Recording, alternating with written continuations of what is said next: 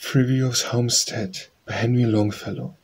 3 miles extended around the fields of a homestead, on 3 sides valleys and mountains and hills, and the 4th side was the ocean. Birch was crowned the summit, but down the slope of a hillside flourished the golden corn, and man-high was waving a rye-field.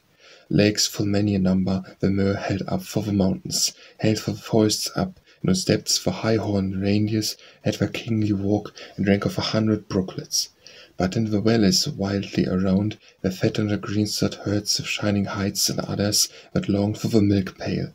Mid these scattered now here and where were numberless flocks of sheep with fleeces white, as thou seest the white-looking starry clouds flockwise spread o'er the heavenly vault when it bloweth at springtime.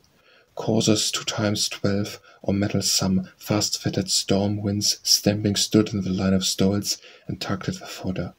Not as red were their manners, and their hoofs are white with steel shoes. The banquet hall, a house by itself, was timbered of hard fell.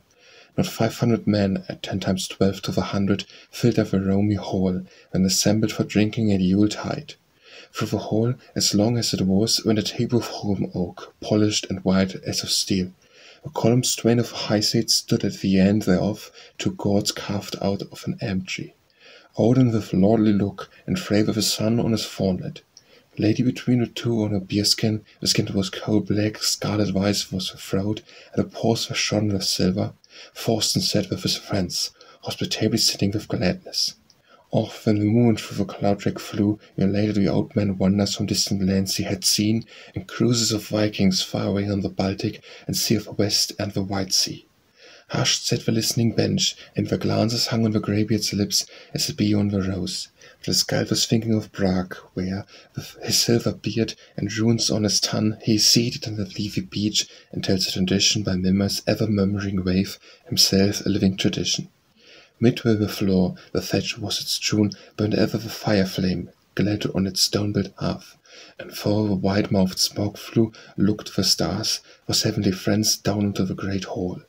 Round the walls, upon nails of steel, were hanging in order, breastplate and helmet together, and here and there among them downward lightning a sword, as in winter evening a star shoots. More than helmets and swords, the shields in the hall were resplendent, white as the orb of the sun, or white as the moon's disk of silver. Ever and anon went a maid round the hoard, and filled up the drink-horns. Ever she cast down her eyes and blushed, and the shield her reflection blushed, too, even as she, was gladdened the drinking champions.